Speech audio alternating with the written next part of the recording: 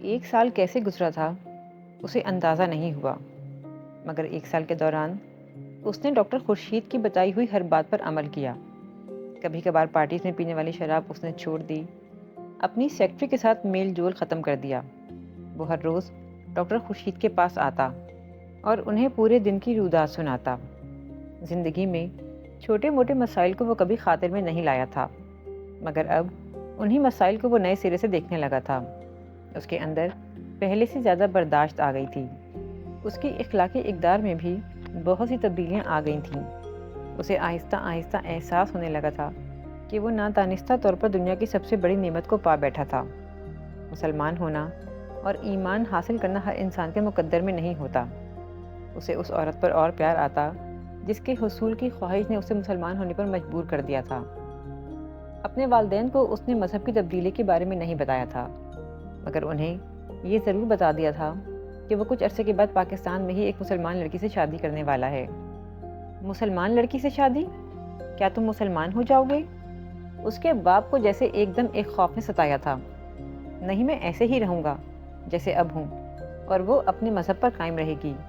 اس معاملے میں ہم نے سمجھوتا کر لیا ہے۔ اس نے ماں باپ کو مطمئن کرنے کے لیے جھوٹ بول دیا۔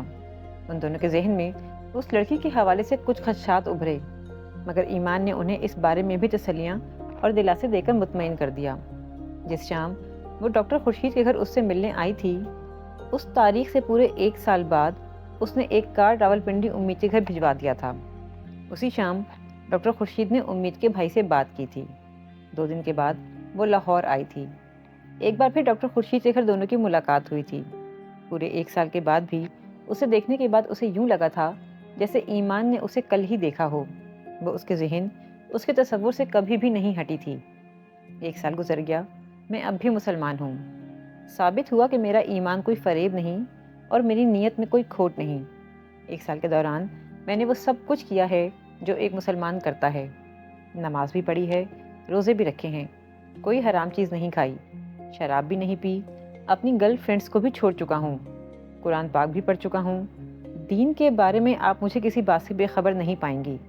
میں نے اپنا وعدہ پورا کیا، اب آپ اپنا وعدہ پورا کریں، اس نے امید سے کہا۔ 3 دن کے بعد راولپنڈی میں ایک سادہ سی تقریب میں ان کا نکاح ہو گیا تھا۔ ایمان علی کی طرف سے شادی میں سے سعود ارتضیٰ اور ڈاکٹر خورشید نے گواہوں کی حیثیت سے شرکت کی تھی۔ امید کی طرف سے بھی شادی میں صرف اس کے اپنے گھر کے ہی لوگ تھے۔ وہ آج بھی اندازہ نہیں لگا سکتا تھا کہ اس دن وہ کتنا خوش تھا۔ شادی کی رات اس نے امید کو بتایا تھا کہ کس طرح پہلی بار اسے دیکھ کر اس کی محبت میں گرفتار ہو گیا تھا، کس طرح وہ اس کے لیے کئی ماہ تک وہاں جاتا رہا تھا۔ اس نے اسے وہ سارے اسکیچز بھی دکھائے جو وہ اس پورے عرصے میں بناتا رہا تھا۔ وہ جواباً کچھ کہے بغیر خاموشی سے اس کے چہرے کو دیکھتی رہی تھی، اور پھر ایمان نے اس کی آنکھوں میں آنسو ابھرتے ہوئے دیکھے۔ پھر اس نے نظریں چکا لی تھیں۔ اس کے بار بار پوچھنے کے باوجود اس نے آنسوؤں کی وجہ نہیں بتائی تھی۔ وہ دل برداشتہ ہو گیا۔ کیا تم مجھ سے شادی کر کے بہت ناخوش ہو؟ مجھے نہیں پتا، بس مجھے تمہاری باتوں پر یقین نہیں آتا، مجھے سارے لفظ جھوٹے لگتے ہیں، اس نے سر اٹھا کر بہتے آنسوؤں کے ساتھ کہا تھا، اور وہ بہت دیر کچھ بولنے کے قابل نہیں رہا۔ 1 ہفتے کے بعد وہ اسے اپنے والدین سے ملوانے جرمنی لے گیا تھا۔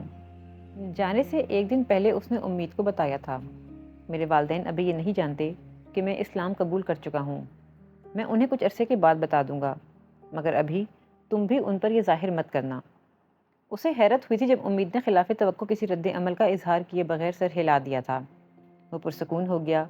شادی کے اس پہلے ہفتے میں امید کا رویہ اتنا برا نہیں تھا جتنا وہ سوچ رہا تھا۔ وہ اس کا خیال رکھتی تھی، اس کے ساتھ باتیں بھی کرتی تھی، اس کی باتوں پر ہنستی بھی تھی، مگر بعض دفعہ بات کرتے کرتے ایک دم وہ جیسے کسی ٹرانس میں چلی جاتی تھی، اور ایک بار اس کیفیت میں آنے کے بعد وہ بہت دیر خاموش رہتی تھی۔ اس وقت کوئی چیز اس کی خاموشی کو توڑ نہیں پاتی تھی، مگر ایمان زیادہ فکر مند نہیں تھا۔ وقت گزرنے کے ساتھ ساتھ سب کچھ ٹھیک ہو جائے گا، وہ میری باتوں پر اعتماد بھی کرے گی اور مجھ سے محبت بھی۔ وہ ہمیشہ ایسے موقعوں پر یہی سوچتا تھا، اور جرمنی آ کر اس کا یہ خیال پہلے سے بھی زیادہ پختہ ہو گیا تھا۔ وہاں 2 ہفتوں کے قیام کے دوران وہ نہ صرف سبل اور پیٹر کو مطمئن کرنے میں کامیاب رہی تھی، بلکہ ان دونوں کے درمیان بھی بے تکلفی میں کچھ اور اضافہ ہو گیا تھا۔ ایمان نے ان 2 ہفتوں کے دوران اسے اپنی ساری زندگی کی داستان سنا دی تھی۔ ایمان کے والدین نے شادی کی ایک دعوت کا اہتمام بھی کیا تھا، جس میں ایمان نے اسے اپنے تمام فیملی ممبر سے ملوایا تھا۔ واپس آنے سے صرف 2 دن پہلے ایک چھوٹا سا واقعہ ہوا تھا اور وہ ایک بار پھر اپنے اسی خول میں بند ہو گئی تھی۔ ایمان اسے اپنے ساتھ کچھ شاپنگ کروانے کے لیے مارکیٹ لے کر گیا۔ ایک شاپنگ مال کے اندر ایک شاپ میں وہ کچھ سویٹر دیکھنے میں مصروف تھی، جبکہ وہ اپنے لیے کچھ سویٹرز خریدنے کے بعد کاؤنٹر پر کریڈٹ کارڈ کے ذریعے ادائیگی کر رہا تھا، جب اس کی نظر دکان کے باہر سے گزرتے اپنے ایک کزن پر پڑی۔ وہ بے اختیار دکان سے باہر نکل گیا۔ اس کا کزن کافی آگے جا چکا تھا۔ بھیڑ میں اس تک پہنچنے میں اسے کچھ دیر لگی۔ چند منٹ تک وہ اس کے ساتھ باتوں میں مصروف رہا، پھر اسے اپنی پاکستان واپسی کے بارے میں بتا کر وہ واپس اسی شاپ میں آ گیا تھا۔ سامنے نظر دوڑانے پر اسے امید کہیں نظر نہیں آئی۔ وہ کاؤنٹر کی طرف آ گیا۔ سویٹرز کے پیکٹ کاؤنٹر پر رکھتے ہوئے سیلز گرل نے اسے بتایا کہ امید اس کی تلاش میں چند منٹ پہلے وہاں سے چلی گئی تھی۔ وہ ایک دم پریشان ہو گیا۔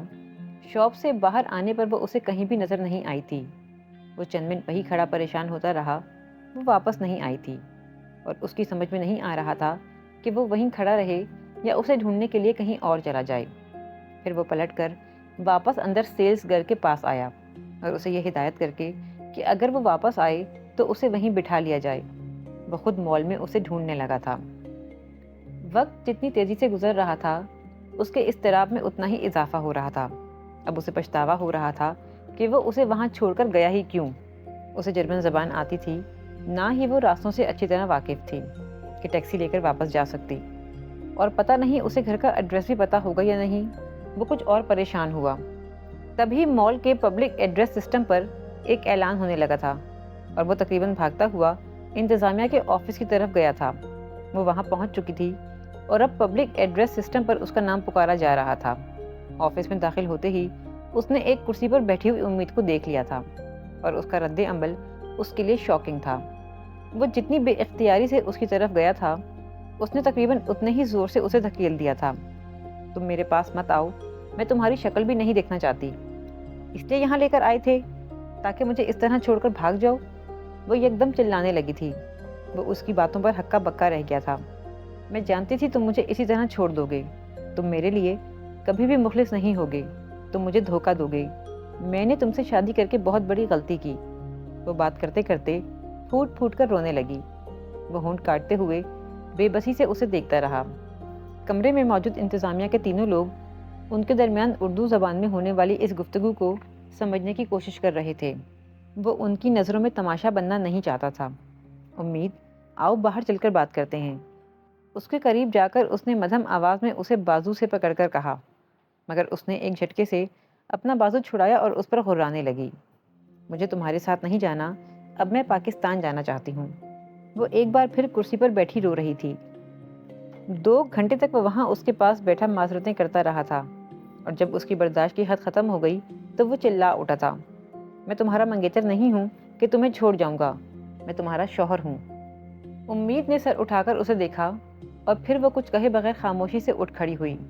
شاپنگ مال سے باہر آتے ہوئے وہ تقریباً روحان سا ہو گیا تھا۔ اس کے ساتھ چلتے ہوئے اس نے شاپ سے باہر جانے کی وجہ اسے بتائی، مگر وہ پھر بھی کچھ نہیں بولی تھی۔ اور جرمنی میں ان کے آخری 2 دن اسی طرح گزرے تھے۔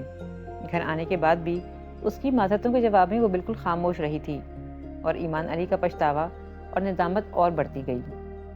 پاکستان آنے کے بعد وہ 1 ہفتے کے لیے سیدھی راولپنڈی چلی گئی تھی، جبکہ وہ لاہور آ گیا تھا، اور لاہور آتے ہی وہ سیدھا ڈاکٹر خورشید کے پاس گیا۔ بعض دفعہ ایسا ہو جاتا ہے، تم محبت اور مہربانی سے پیش آتے رہو گے تو وہ ٹھیک ہو جائے گی۔ مسلمان پر ویسے بھی فرض ہے کہ وہ بیوی سے نرمی سے پیش آئے۔ اس کی پریشانی جان کر انہوں نے اسے نصیحت کی، تمہاری ہی خواہش تھی تمہیں وہ عورت مل جائے جسے تم محبت کرتے ہو۔ اب وہ عورت تمہارے پاس ہے تو تم اس کے ذرا سے غصے سے پریشان ہو رہے ہو۔ وہ ان کی بات پر مسکرانے لگا۔ تھوڑا سا غصہ نہیں ہے، اس میں بہت زیادہ غصہ ہے۔ وہ اس کی بات پر ہنس پڑے۔ جب اسے تم سے محبت ہو جائے گی تو یہ سارا غصہ ختم ہو جائے گا۔ ابھی تو تم دونوں کو ساتھ زندگی گزارتے بہت کم عرصہ ہوا ہے۔ وہ ان کے پاس سے واپس آنے کے بعد بہت پرسکون تھا۔ 1 ہفتے کے بعد وہ راولپنڈی اسے لینے گیا تھا، اور وہ اس سے بہت نارمل طریقے سے ملی تھی، یوں جیسے ان کے درمیان کبھی کوئی جھگڑا ہوا ہی نہیں تھا۔ ایمان نے شکر ادا کیا تھا۔ ان کی زندگی بہت نارمل انداز میں گزر رہی تھی۔ امید کا رویہ عام طور پر ایسا نہیں ہوتا تھا جس پر اسے اعتراض ہوتا، مگر بعض اوقات جب وہ اپنے مخصوص ٹرانس میں چلی جاتی تو ایمان کو تکلیف ہوتی، کیونکہ اس وقت وہ بہت تلخ اور اکھڑ ہو جاتی تھی۔ مگر ایسے لمحات میں بھی ایمان کو کبھی اس سے شادی پر پچھتاوا نہیں ہوتا تھا، کیونکہ اس سے شادی کر کے اسے اپنی زندگی میں ایک سکون، ایک ٹھہراؤ محسوس ہوا تھا۔ اس لیے وہ اس کے ان موڈز کو بھی بہت خندہ پیشانی سے برداشت کر لیتا تھا۔ ایسے ہی موڈ میں ایک دن امید نے بڑی تلخی کے ساتھ اس سے کہا، تمہیں پتہ ہے میں تم سے محبت نہیں کرتی، میں نے تم سے صرف شادی کی ہے، صرف زندگی گزار رہی ہوں تمہارے ساتھ، کیونکہ ایک گھر چاہیے ہوتا ہے اور وہ مجھے تم سے مل گیا۔ وہ اس کی کڑواہٹ کو سکون کے ساتھ برداشت کر گیا۔ میں جانتا ہوں تمہیں بتانے کی ضرورت نہیں ہے۔ کیوں ضرورت نہیں ہے؟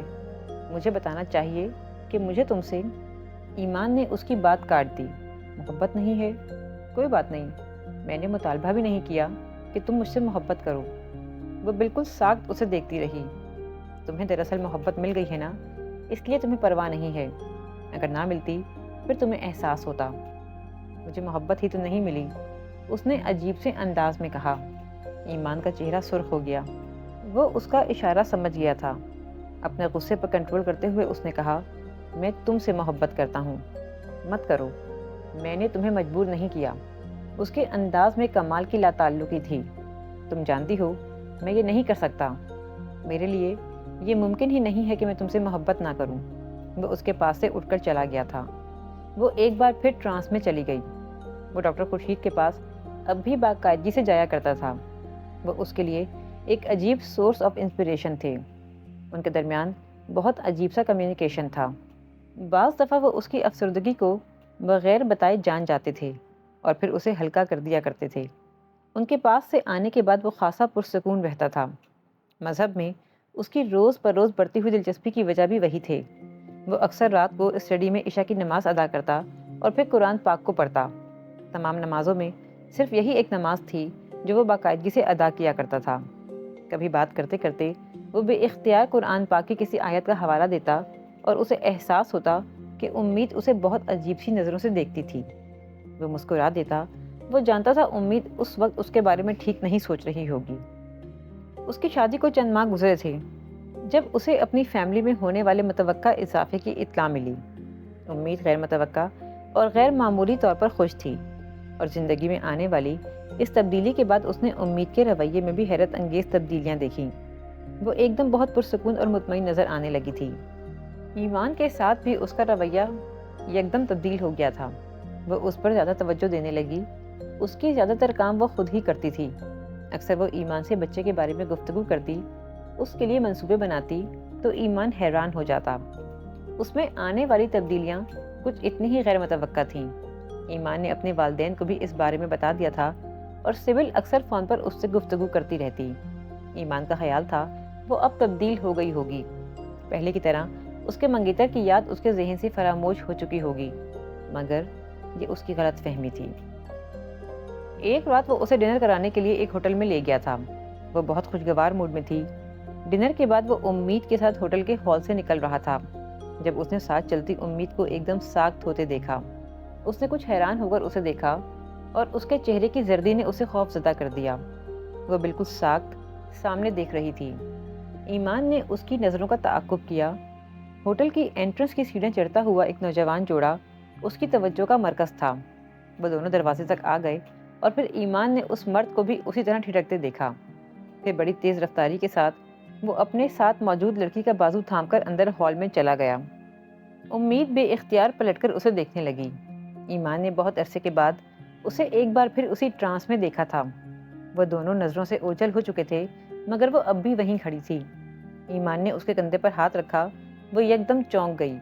چند لمحے اس کی آنکھوں میں دیکھتے ہوئے اس نے سرد آواز میں جیسے پوچھا، جہاں زیب؟ امید نے سر ہلا دیا۔ ایمان کو ایک دم اپنا خون کھولتا ہوا محسوس ہوا تھا۔ یہ عورت اس کی بیوی تھی۔ یہ عورت اس کے بچے کی ماں بننے والی تھی، اور یہ عورت اپنے سابقہ منگیتر کو دیکھ کر اب بھی اپنے ارد گرد کی ہر چیز سے بے نیاز ہو جاتی تھی۔ وہ مزید کچھ کہے بغیر تیزی سے سیڑھیاں اتر گیا۔ وہ اس کے پیچھے پیچھے آ گئی تھی۔ گاڑی ڈرائیو کرتے ہوئے ایمان بالکل خاموش رہا۔ گھر جا کر اس نے اپنے کپڑے تبدیل کیے۔ ڈریسنگ کے سامنے کھڑے ہو کر وہ اپنے بالوں میں برش کر رہا تھا جب اس نے امید کو اپنے پاس آ کر اپنے بازو پر ہاتھ رکھتے دیکھا۔ ایمان، میں دراصل… ایمان نے اپنے بازو سے اس کا ہاتھ ہٹا دیا۔ مجھے کچھ کام کے لیے اسٹڈی میں جانا ہے۔ اس نے اپنے لہجے کو حتی الامکان نارمل رکھنے کی کوشش کی۔ مگر میں تم سے بات کرنا چاہتی ہوں۔ امید میں ابھی فی الحال تم سے کوئی بات کرنا نہیں چاہتا، اس لیے مجھ سے کچھ بھی کہنے کی کوشش مت کرو۔ وہ نہ چاہتے ہوئے بھی تلخ ہو گیا تھا۔ وہ وہاں رکے بغیر اسٹڈی میں آ گیا۔ اس وقت وہ کچھ اتنا ہی دل برداشتہ تھا۔ نماز پڑھنے کے بعد وہ کمپیوٹر پر اپنا کام کرنے لگا، مگر اس کا ذہن ابھی تک منتشر تھا۔ 1 گھنٹے کے بعد اس نے اسٹڈی کا دروازہ کھلنے کی آواز سنی۔ اس نے پیچھے مڑ کر دیکھنے کی کوشش نہیں کی۔ وہ اس کے پاس دوسری کرسی پر بیٹھ گئی۔ ایمان کمپیوٹر پر اپنا کام کرتا رہا۔ ایمان، تم ایک چھوٹی سی بات پر ناراض ہو رہے ہو۔ میں کسی بات پر ناراض نہیں ہو رہا۔ پھر تم مجھ سے بات کیوں نہیں کر رہے؟ کر رہا ہوں۔ اس طرح نہیں، مجھے کام ہے، مجھے وہ کرنے دو۔ وہ کی بورڈ پر ہاتھ چلاتے ہوئے مانیٹر پر ابھرنے والی عبارت کو دیکھتا رہا۔ میں تم سے ایکسکیوز کرنا چاہتی ہوں۔ ضرورت نہیں ہے۔ وہ اب بھی اس کی طرف متوجہ ہوئے بغیر بولا۔ تم کیوں کر رہے ہو اس طرح؟ وہ کچھ جھنجھلا گئی۔ میں کچھ نہیں کر رہا، صرف صبر کر رہا ہوں۔ کس چیز کے لیے صبر؟ تم جانتی ہو میں ایکسکیوز کر تو رہی ہوں۔ اس کا کیا فائدہ؟ جب تم یہ جانتی ہو کہ تم ایک غلط کام کر رہی ہو تو تم کیوں کر رہی ہو؟ ایک ایسے شخص کے لیے جس نے 9 سال تمہیں منگیتر رکھنے کے بعد تم سے شادی نہیں کی، اس کے لیے پریشان کیوں ہو؟ جو شخص تم سے محبت نہیں کرتا اس کے پیچھے کیوں بھاگتی ہو؟ جس شخص نے تمہیں دھوکہ دیا، اس نے مجھے کوئی دھوکہ نہیں دیا، میں نے اسے دھوکہ دیا۔ اس نے مجھے نہیں چھوڑا، میں نے اسے چھوڑا۔ وہ اس کے الفاظ پر ساکت رہ گیا۔ اور تم نے کیوں چھوڑا اسے؟ اسے اپنی آواز کسی کھائی سے آتی ہوئی محسوس ہوئی۔ کیونکہ میں اس کی ڈیمانڈز پوری نہیں کر سکتی تھی۔ اور کیا ڈیمانڈز تھیں اس کی؟ اس نے امید کو نظریں چراتے ہوئے دیکھا۔ پھر ایمان نے اپنا سوال دہرایا۔ زندگی میں کبھی کسی چیز نے اسے اس حد تک حیران کیا تھا، نہ اس کا دماغ معاف۔ اس نے آہستہ آہستہ اسے سب کچھ بتا دیا تھا۔ کس طرح اس نے جہازیب کے ساتھ جانے سے انکار کیا تھا، اس کے سارے احسانات، ساری مہربانیاں، ساری محبت کے باوجود کس طرح وہ ذہنی ابتری کا شکار ہو گئی تھی۔ وہ بہتے آنسوؤں کے ساتھ اسے سب بتا رہی تھی، اور وہ خالی ذہن کے ساتھ اسے دیکھ رہا تھا۔ سامنے بیٹھی ہوئی یہ عورت اپنی بہت سی کمزوریوں، بہت سی خامیوں کے باوجود صرف ایمان کے لیے، صرف دین کے لیے اپنے نفس کے سانپ کو کس طرح مار گئی تھی۔ وہ کسی ترغیب کے نغے میں نہیں آئی تھی۔ اسے بے اختیار ایک مسلمان عورت کا شوہر ہونے پر فخر محسوس ہوا، ایک ایسی عورت جو محبت کو ایمان کے لیے چھوڑ سکتی تھی۔ تم نے جو کچھ کیا، ٹھیک کیا۔ تمہیں یہی کرنا چاہیے تھا۔ تمہیں کوئی پچھتاوا نہیں ہونا چاہیے کہ اس نے تم پر اتنے احسانات کیے اور تم نے اس کا صرف ایک مطالبہ تسلیم نہیں کیا۔ کسی کی کوئی مہربانی، کوئی احسان اور کوئی محبت اگر بدلے میں گناہ مانگے تو اسے اسی طرح چھوڑ دینا چاہیے جس طرح تم نے چھوڑا۔ تمہاری دوستوں نے تم سے غلط کہا کہ تم نے سچی محبت کھو دی۔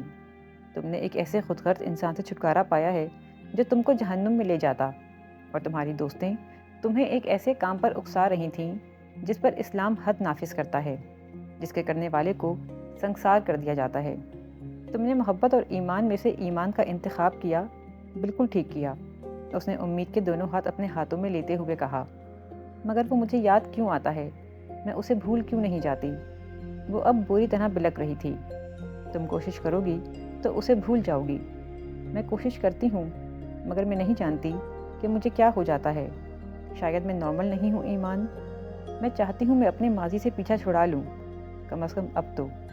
میں سب کچھ نئے سرے سے شروع کرنا چاہتی ہوں، مگر ایسا ہو نہیں پا رہا۔ وہ بالکل بے بس نظر آ رہی تھی۔ وہ اسے تسلیاں دینے لگا۔ اس رات اسے سلیپنگ پلز کی مدد سے سلانے کے بعد وہ خود اسٹڈی میں بیٹھا اس کے انکشافات کے بارے میں سوچتا رہا۔ چند دنوں کے بعد ڈاکٹر خورشید نے اس سے کہا کہ وہ اب اپنے مذہب کی تبدیلی کے بارے میں اپنے عزیز و اقارب اور کمپنی کو بتا دیں اور اپنے کاغذات میں اپنا نام تبدیل کروا لے۔ اس نے ان کی بات پر سر جھکا دیا تھا۔ وہ خود بھی اب یہی چاہتا تھا۔ اپنے بچے کی پیدائش سے پہلے وہ چاہتا تھا کہ سب اس کے نئے نام اور مذہب سے واقف ہو جائیں تاکہ بچے کے لیے کوئی مسئلہ نہ ہو۔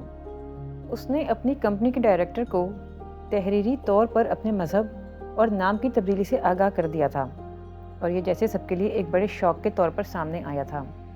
اسے ملنے والی پروموشن روک لی گئی تھی اور اسے پہلے ہی سے اس بات کی توقع تھی۔ مذہب کی تبدیلی ایک ایسا عمل تھا جس سے اس کی کمپنی کی انتظامیہ کو یہ محسوس ہوا کہ اس کی وفاداریاں متاثر ہوں گی۔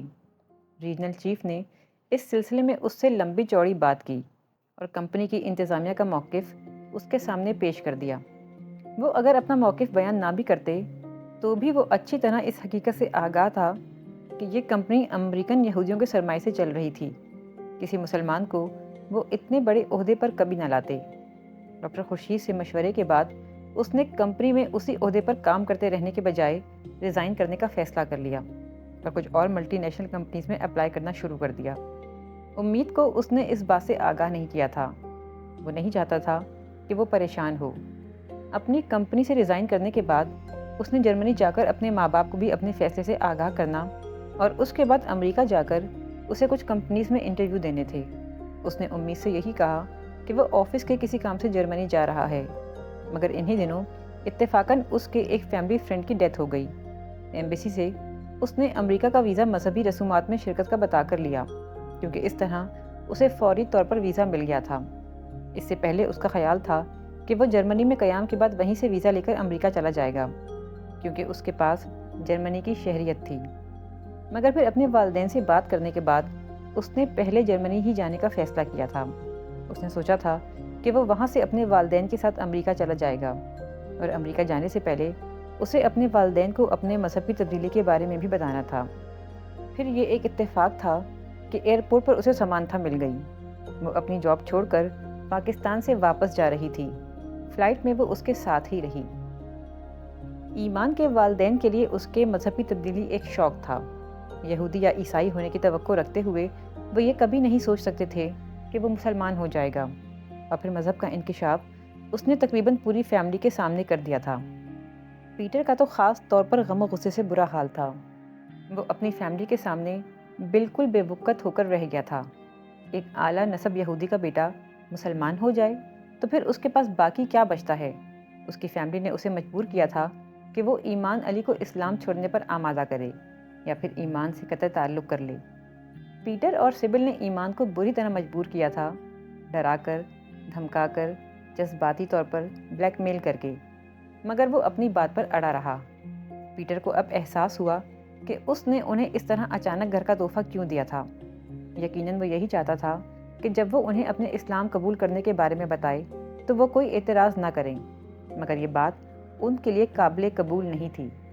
اور پھر جب ان دونوں کے بہت سمجھانے پر بھی وہ اپنی بات پر جمع رہا تو پھر انہوں نے اس سے کہا کہ وہ اسلام چھوڑ دے یا پھر ہمیشہ کے لیے اپنے ماں باپ چھوڑ دے۔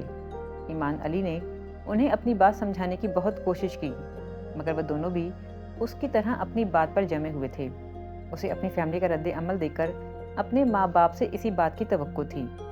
اپنے ماں باپ کے لیے گھر خریدتے ہوئے بھی وہ جانتا تھا کہ یہ تحفہ اس کی طرف سے اس کے والدین کے لیے آخری تحفہ ہو سکتا ہے۔ وہ یہ بھی جانتا تھا کہ اس کے لیے والدین سے الگ ہونا بہت تکلیف دہ تھا، اور صرف اس کے لیے ہی نہیں، اس کے والدین کے لیے بھی اکلوتی اولاد سے اس عمر میں اس طرح مکمل طور پر الگ ہو جانا بہت مشکل تھا، مگر اس کے پاس دوسرا کوئی راستہ نہیں تھا۔ وہ خود کو پہلے سے اس کام کے لیے ذہنی طور پر آمادہ کر چکا تھا، مگر اس کے باوجود جرمنی سے امریکہ جاتے ہوئے اسے بہت زیادہ ڈپریشن تھا۔ امریکہ میں اس نے ان کمپنیز میں انٹرویوز دیے جہاں وہ پچھلے کچھ عرصے سے اپلائی کر رہا تھا۔ چند دن انٹرویوز میں مصروف رہنے کے بعد ایک شام وہ پیدل قریبی مارکیٹ جانے کے لیے نکلا۔ اسے یہ اندازہ نہیں ہو پایا کہ اس کا تعاقب کیا جا رہا ہے۔ چند سیاہ فاموں نے ایک دم اسے راستے میں روک لیا۔ گن پوائنٹ پر انہوں نے اس کی تمام جیبیں خالی کروا لیں۔ اس نے مزاحمت کی کوشش کی تو ان لوگوں نے اسے بری طرح مارا پیٹا۔ ریوالور سے سر کے پچھلے حصے میں لگائی گئی ضربوں نے اسے ہوش و حواس سے محروم کر دیا۔ ایک ہفتے کے بعد جب اسے ہوش آیا تو وہ ہاسپٹل میں تھا۔ اس کے پاس ایسی کوئی چیز نہیں تھی جس سے اس کی شناخت ہو سکتی، اس لیے ڈاکٹرز اس کے ہوش میں آنے کا انتظار کر رہے تھے، مگر ہوش میں آنے کے بعد بھی وہ کئی دنوں تک رابطے کے لیے نمبر نہیں بتا سکا تھا۔ آہستہ آہستہ وہ ذہنی طور پر نارمل ہونا شروع ہو گیا، اور تب اس نے سوچا کہ امید کو اس حادثے کی اطلاع دینا بیکار ہوگا۔ وہ خواہ مخواہ پریشان ہوگی۔ ہاسپٹل سے ڈسچارج ہونے کے بعد اس نے پاکستان فون کیا مگر اسے پتہ چلا کہ امید راولپنڈی جا چکی ہے۔ اس نے کچھ دن اور امریکہ میں گزارے اور اسی دوران 2 کمپنی سے اسے جاب کی آفر ہو گئی۔ وہ مطمئن ہو کر واپس پاکستان آ گیا۔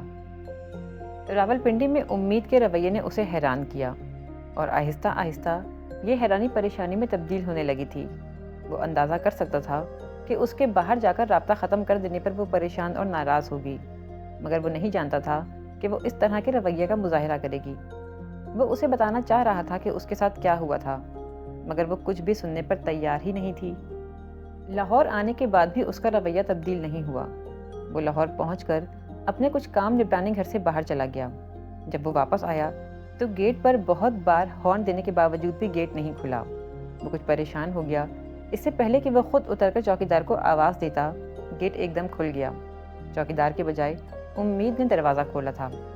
اس کے استفسار پر اس نے کہا تھا کہ وہ کسی ایمرجنسی کی وجہ سے چلا گیا ہے، اس لیے گیٹ کھولنے کے لیے اسے آنا پڑا۔ گھر کے اندر جانے پر اس نے ملازم کو بھی وہاں نہیں پایا تھا۔ امید نے اس سے کہا کہ وہ اسے بھی بھیج چکی ہے۔ اسے امید کی حرکات کچھ عجیب لگ رہی تھیں، مگر اس نے زیادہ غور نہیں کیا۔ اندر بیڈ روم میں آ کر اس نے اپنے سارے گفٹس کمرے کے کارپیٹ پر پھیلے ہوئے دیکھے۔ اس کی رنجیدگی میں کچھ اور اضافہ ہو گیا۔ اس نے کارپیٹ پر سے تمام چیزیں اٹھائیں اور پھر انہیں ڈریسنگ روم میں رکھ دیا۔ وہ روز رات کو ریوالور چیک کر کے رکھا کرتا تھا۔ اس رات بھی اس نے اپنے معمول کے مطابق دراز میں سے ریوالور نکالنا چاہا، مگر وہ وہاں نہیں تھا۔ باری باری اس نے اپنی تینوں دراز دیکھے، مگر ریوالور کہیں بھی نہیں تھا۔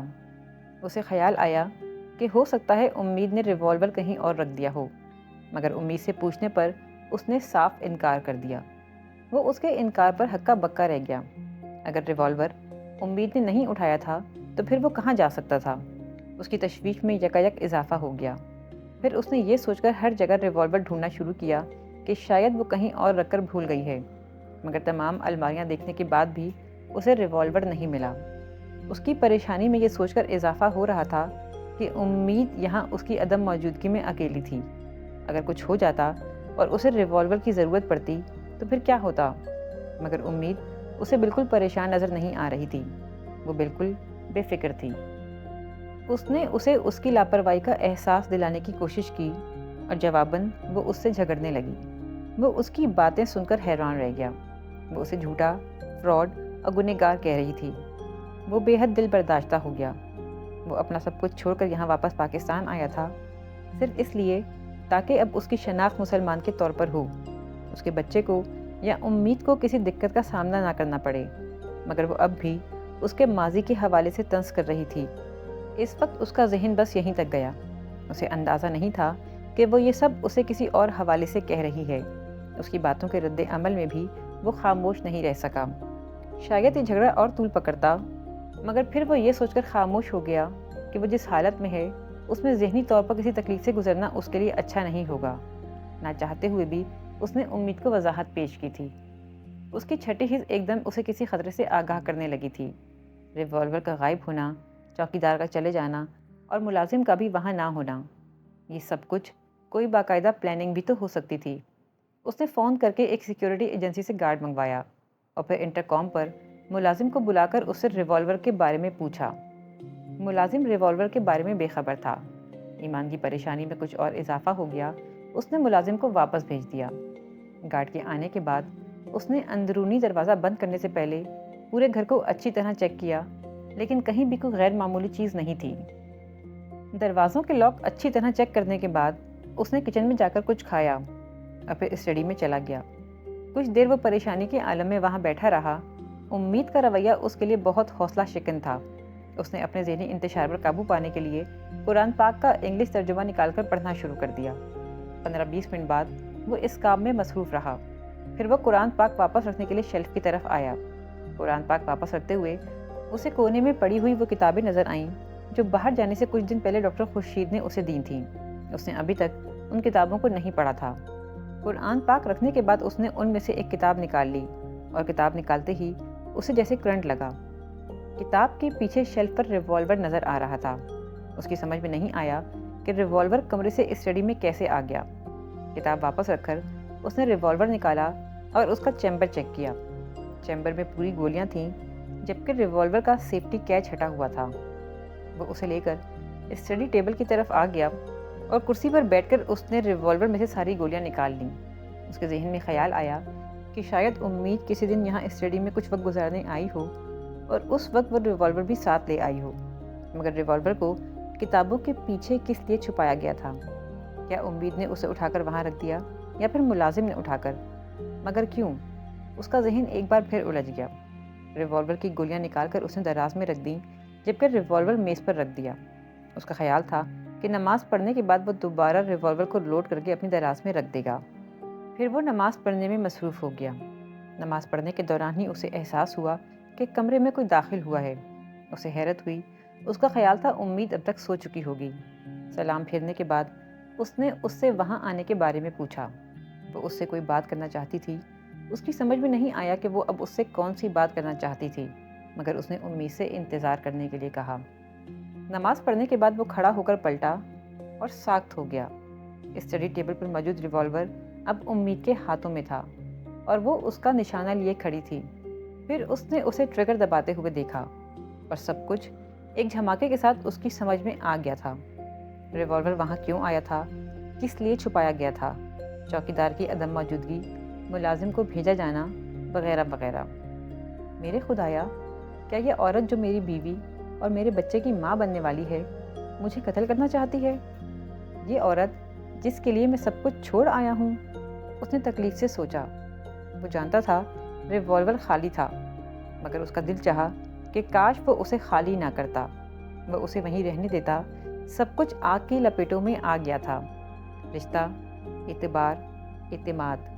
اسے یاد آیا ڈاکٹر خورشید نے کہا تھا، تم صحیح رستے پر قدم بڑھا چکے ہو، مسلمان ہو چکے ہو، اب تم آزمائشوں کے لیے تیار رہو۔ پچھلے 1 ماہ سے وہ ایسی ہی آزمائشوں سے گزر رہا تھا اور ہر بار وہ فخر سے سوچتا تھا کہ آزمائش نے اسے سرنگوں نہیں کیا، مگر اب اسے اندازہ ہو رہا تھا کہ آزمائشوں کے بھی درجے ہوتے ہیں۔ وہ جن آزمائشوں سے گزرا تھا وہ ابتدائی نوعیت کی تھیں، مگر اب اس کے سامنے جو آزمائش آن کھڑی ہوئی تھی وہ اس کے لیے بہت سخت ثابت ہوئی تھی۔ اس نے امید کی آنکھوں میں پہلے کبھی اپنے لیے اتنی نفرت نہیں دیکھی تھی۔ اس نے اس کی زبان پر اپنے لیے اتنا زہر پہلے کبھی نہیں دیکھا تھا۔ اس نے اسے خود پر ریوالور پھینکتے دیکھا۔ وہ سوچ رہا تھا کہ یہ عورت مجھے اتنی تکلیف دے سکتی ہے جسے میں نے کبھی سخت ہاتھ بھی نہیں لگایا۔ اس نے اس پر الزامات کی بارش شروع کر دی تھی۔ وہ چلا رہی تھی۔ وہ سنتا رہا۔ شاید وہ اسی طرح سنتا رہتا اگر وہ اسے ایمان علی کے بجائے ڈینیل ایڈگر نہ کہتی۔ اسے اس وقت امید کی زبان سے اپنا پرانا نام ایک گالی کی طرح لگا اور وہ برداشت نہیں کر سکا۔ صرف اس ایک نام کے لیے وہ پچھلے 1 ماہ سے کیا کیا برداشت کرتا رہا تھا۔ اس نے اپنے ماں باپ چھوڑے، اس نے اپنا شاندار کیریئر چھوڑ دیا۔ ایک اچھا مسلمان ایسی چیزوں پر استقامت اور ثابت قدمی دکھاتا ہے۔ میں بھی یہی دکھاؤں گا۔ پیدائشی مسلمان نہ صحیح، مگر میں مسلمان تو ہوں، اور مجھے بھی تکلیف اور آزمائش میں صبر سے کام لینا چاہیے۔ وہ سوچتا رہا اور اب ایک بار پھر اسے اس کے پرانے نام سے پکارا جا رہا تھا۔ اس کے ایمان پر شک کیا جا رہا تھا۔ وہ اسے دیکھ رہا تھا اور سوچ رہا تھا کہ کیا صرف ایک شخص کسی کی پوری شخصیت کو اس طرح مسخ کر سکتا ہے، اس طرح توڑ پھوڑ سکتا ہے کہ وہ شخص دوبارہ زندگی میں کوئی رشتہ قائم کر کے بھی بے اعتمادی اور بے یقینی کا اس طرح شکار رہے کہ ہر لمحے اپنے ساتھ ساتھ دوسروں کے پیروں کے نیچے سے بھی زمین کھینچتا رہے۔ اس نے سوچا تھا کہ اگر اس کی زندگی میں جہانزیب نہ آیا ہوتا تو کیا یہ پھر بھی ایسی ہوتی؟ وہ اس سے محبت کرتا تھا اور اس کا یقین چاہتا تھا، مگر اس دن اسے احساس ہو رہا تھا کہ شاید یہ ممکن ہی نہیں ہے۔ وہ ساری عمر اسے اسی طرح ایمان کی کسوٹی پر پرکھتی رہے گی۔ وہ اب کم از کم یہ نہیں چاہتا تھا کہ اسے بار بار اس کے سامنے اپنے مسلمان ہونے کا ثبوت دینا پڑے۔ یہ بہت تکلیف دہ کام تھا۔ اس وقت اس کے سامنے کھڑے ہو کر اس کے الزامات کا جواب دیتے ہوئے اس نے سوچا، اگر کسی شخص کو ابھی بھی اس بات پر یقین نہیں ہے کہ میں مسلمان ہوں یا نہیں تو مجھے کیا کرنا چاہیے؟ کیا اس کے ساتھ بار بار اذیت سے دوچار ہونے کے لیے رہنا چاہیے یا پھر ایک بار اذیت سے گزرتے ہوئے اس سے علیحدگی اختیار کر لینی چاہیے؟ ہاں، شاید مجھے اس سے الگ ہی ہو جانا چاہیے، ورنہ کبھی نہ کبھی اس کی بے یقینی میرے ایمان کو ختم کر دے گی، میری استقامت اور ثابت قدمی کو ہلا دے گی۔ پھر میں کیا کروں گا؟ اس نے سوچا۔ وہ عورت اسے ایمان تک لائی تھی اور وہ نہیں چاہتا تھا کہ اسی کی وجہ سے وہ ایمان کھو دیتا۔ اسے ایک بار پھر فیصلہ کرنے میں چند منٹ لگے تھے۔ اس نے امید کو اختیار دے دیا تھا کہ اس بار وہ انتخاب کر لے۔ وہ اسٹڈی سے نکل کر کچن میں آ گیا۔ اس کے وجود پر اترتی تھکن اسے مزمحل کر رہی تھی۔ وہ ڈائننگ ٹیبل پر آنکھیں بند کر کے بیٹھ گیا۔ کچھ وقت گزرا تھا، پھر اس نے کچن میں اپنے قریب ایک آہٹ سنی اور اسٹڈی کا دروازہ بند ہو گیا تھا۔ بند دروازے نے اس کے اندر بہت سے دروازے کھول دیے تھے، جن سے نظر آنے والے راستے اور منظر اس کے لیے ناآشنا نہیں تھے۔ اس نے آہستہ آہستہ اپنا سر اٹھا لیا تھا۔ دھندلی آنکھوں سے دیکھی جانے والی شے ہمیشہ دھندلی ہی نظر آتی ہے۔ شیلف سے ٹیک لگائے لگائے وہ نیچے کارپیٹ پر بیٹھ گئی۔ اپنے ہاتھوں کی ہتھیلیوں کو اپنے سامنے پھیلا کر اس نے اپنی تقدیر کو بوجھنے کی کوشش کی۔ کچھ تلاش کرنے میں ناکام رہنے کے بعد وہ شیلف سے سر ٹکا کر بیٹھ گئی۔ ہر رات زندگی میں اندھیرا نہیں لاتی، بعض راتیں چاندنی راتیں ہوتی ہیں۔ ان راتوں میں روشنی ہی نہیں ہوتی، سکون بھی ہوتا ہے۔ بہت سال پہلے اپنے باپ کی کہی ہوئی ایک بات اسے یاد آئی تھی۔ ہر آسمانی مذہب انسان کو آزماتا ضرور ہے، مگر اسلام تو انسان کو اور ہی طرح سے آزماتا ہے۔ یہ ایسی آزمائشیں سامنے لے کر آتا ہے جو بندے کو کندن بنا دیتی ہیں یا پھر راکھ کا ڈھیر۔ وہ کچھ دیر پہلے اس کے کہے گئے لفظوں کو یاد کر رہی تھی، اور میری زندگی میں بھی میرا دین 6 سال پہلے ایسی ہی ایک آزمائش لے کر آیا تھا، اور اس آزمائش نے مجھے کیا بنایا، کندن یا راکھ کا ڈھیر؟ اس کا دل بھر آیا تھا۔ مجھے ایمان اور محبت میں سے کسی ایک چیز کا انتخاب کرنا تھا۔ میں نے ایمان کا انتخاب کیا، اور اس کے بعد میں آج تک پچھتاوے کا شکار رہی۔ میں تو پیدائشی مسلمان تھی، میرا عقیدہ اور میرا ایمان کسی کمزوری کا شکار نہیں تھا، پھر بھی صراط مستقیم پر اٹھنے والے پہلے قدم کو میں انگاروں پر چلنے کے مترادف سمجھتی رہی۔ 6 سال پہلے ایمان اور محبت میں سے کیے جانے والے جس انتخاب کے لیے میں کئی ہفتے وہموں اور سوچوں کے طوفان سے گزرتی رہی، وہی انتخاب ایمان علی نامی اس شخص نے چند منٹوں کے اندر میرے سامنے کھڑے ہو کر کسی رنج، پچھتاوے یا کشمکش کے بغیر کر لیا۔ اور یہ وہ شخص ہے جو میرے دین میں صرف 2 سال پہلے آیا ہے۔ میں نے بھی ایمان کے لیے محبت کو چھوڑا تھا، مگر جس بے رحمی کے ساتھ یہ شخص چھوڑ کر گیا ہے، اس طرح نہیں۔ کیا اس کا ایمان مجھ سے زیادہ مضبوط ہے، یا پھر ایمان صرف اسی کے پاس ہے؟ اور میں کون ہوں؟ کیا ہوں؟ محبت کے سراب میں گرفتار ایک بے وقوف لڑکی؟ تمہیں پتہ ہے امید، اس شخص نے تمہارے ساتھ کیا کیا؟ اس نے تمہارے اندر بے یقینی کا ایک بیج بویا، اور تم نے اس بیج کو سینچ کر درخت بنا دیا۔ اب بے یقینی اور بے اعتمادی کا یہ درخت اتنا تناور ہو چکا ہے کہ تم چاہو بھی تو اسے کاٹ نہیں سکتی۔ ہاں، ایسا ہی تھا ایمان علی، اس نے اعتراف کیا۔ میں اس درخت کو کاٹ نہیں سکتی، مگر میں اسے جڑ سے اکھاڑ سکتی ہوں۔ مجھے محبت کے وجود پر یقین نہیں تھا، شاید اس لیے مجھے محبت ہو گئی، اور اس محبت نے مجھے یقین اور ایمان دیا۔ اس کے کانوں میں ایمان کی آواز گونج رہی تھی۔ تم نے ہمیشہ محبت کے وجود پر یقین کیا، محبت تمہیں بھی ہوئی، مگر تمہاری محبت نے تمہیں یہ دونوں چیزیں نہیں دیں۔ میری محبت نے مجھ سے ایمان اور یقین چھین لیا۔ ہاں، تم نے ٹھیک کہا تھا، میری محبت مجھے ایمان سے دور لے گئی، اور تمہاری محبت تمہیں ایمان کے پاس لے آئی۔ فرق صرف اس میں نہیں ہوتا جس سے محبت کرتے ہیں، بلکہ فرق اس میں بھی ہوتا ہے جو محبت کرتا ہے۔ میں نے محبت کر کے صرف کھویا، اور تم نے محبت کر کے صرف پایا۔ میں تو کیا، کوئی بھی تمہیں اور تمہارے ایمان کو کسی کسوٹی پر پرکھنے کی جرت نہیں کر سکتا، اور میری خوش قسمتی یہ ہے کہ ایسے شخص کو خدا نے میرا مقدر بنایا، اور میں آنکھیں بند کیے دلدل میں اس ہاتھ کو تلاش کرتی رہی جو مجھے بھی دلدل کے اندر کھینچ لینا چاہتا تھا۔ اور آج اتنے سالوں کے بعد پہلی بار میں تمہاری قید سے آزاد ہو گئی ہوں جہاں زیب۔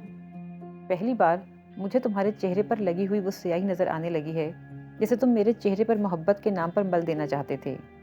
پہلی بار مجھے احساس ہو رہا ہے کہ تب تمہاری طرف بڑھایا جانے والا قدم مجھے کہاں لے جا سکتا تھا۔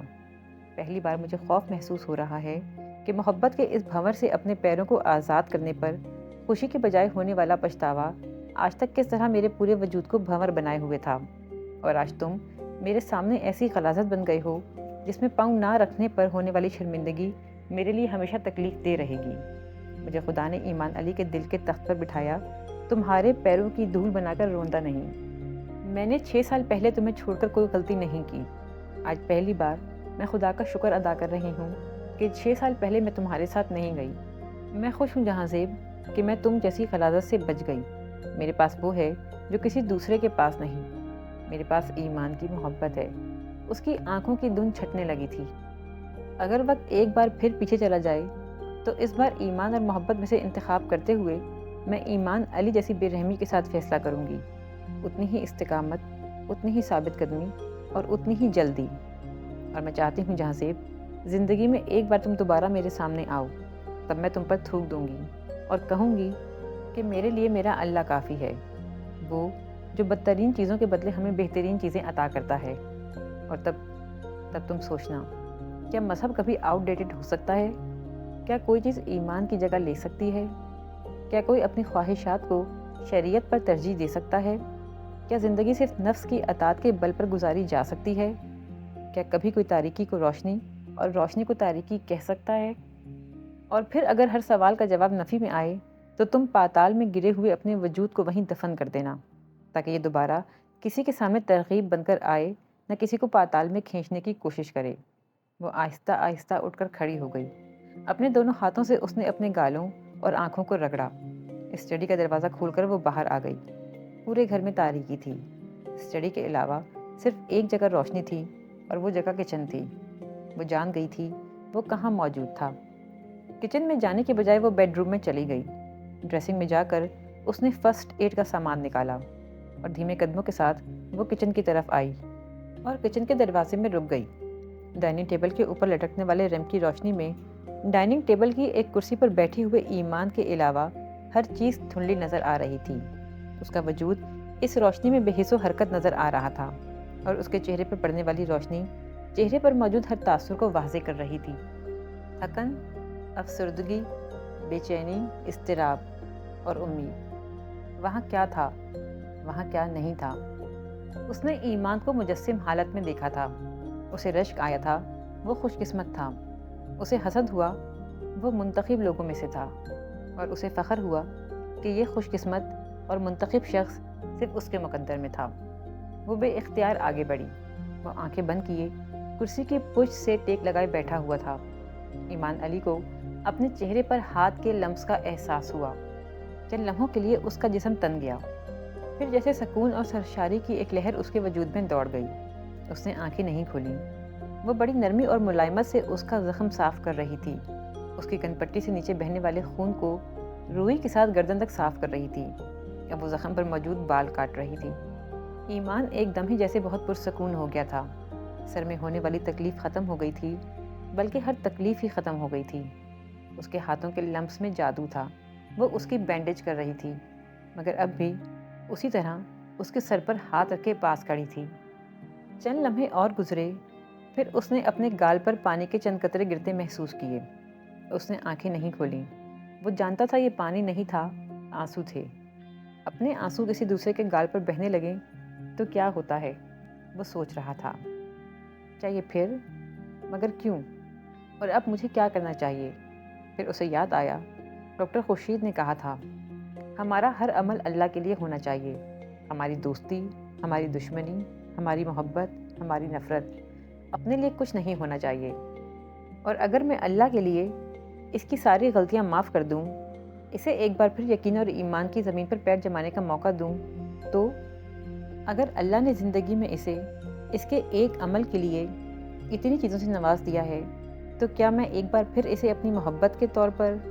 اس نے سوچا تھا۔ اس نے اپنے دل کو ٹٹولا۔ اسے حیرت نہیں ہوئی۔ اس کے دل میں اب بھی وہی عورت تھی اور وہیں تھی جہاں پہلے دن کھڑی ہوئی تھی۔ وہ مسکرایا۔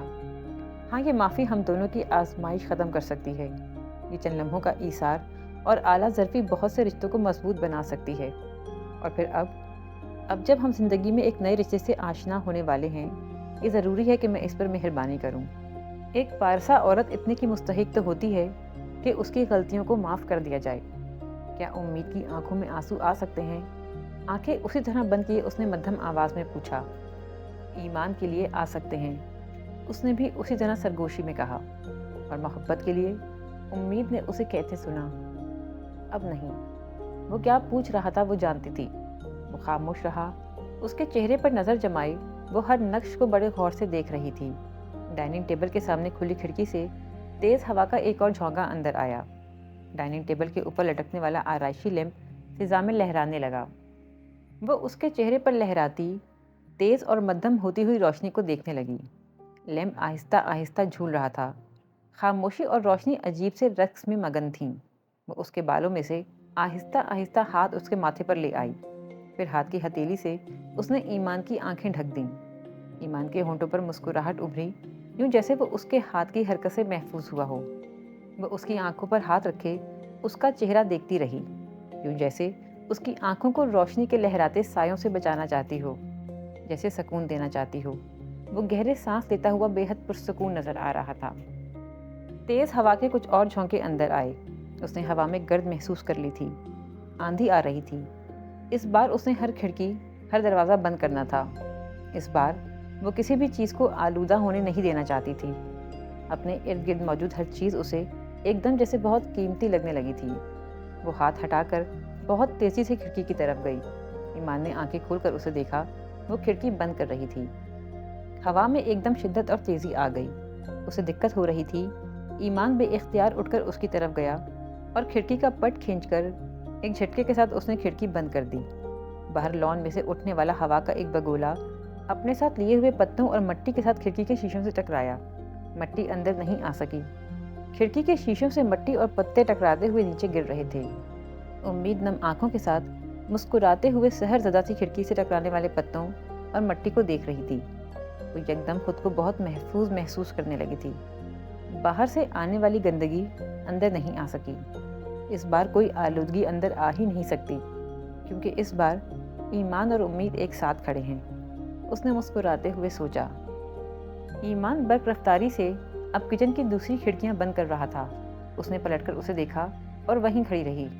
مجھے یہ موسم پسند نہیں ہے، اتنی مٹی، ہر وقت کا طوفان۔ اب پھر صبح سارا گھر صاف کرنا پڑے گا، سارا دن ضائع کرے گا صابر۔ میری سمجھ میں نہیں آ رہا کہ یہ کھڑکیاں کیسے کھلی رہنے دیں۔ پتہ نہیں کس کس کمرے کی کھڑکی کھلی ہوگی اور پتہ نہیں کہاں کہاں سے مٹی اندر آ رہی ہوگی۔ وہ اب بولتے ہوئے کچن سے نکل رہا تھا اور وہ مسکرا رہی تھی۔ اس کے پیچھے کچن سے نکلتے ہوئے اس نے سوچا، ایمان کے شیشے پر کتنی ہی گرد اور مٹی کیوں نہ ہو، اسے صاف کیا جا سکتا ہے۔ بس صرف ایک ہاتھ پھیرنا پڑتا ہے اور شیشے میں سے عکس نظر آنا شروع ہو جاتا ہے، اور پھر ہر ہاتھ کے ساتھ عکس پہلے سے زیادہ صاف اور چمکدار ہوتا جاتا ہے، اور وہ ہاتھ اس محبت کا ہوتا ہے جو ایمان سے ہوتی ہے۔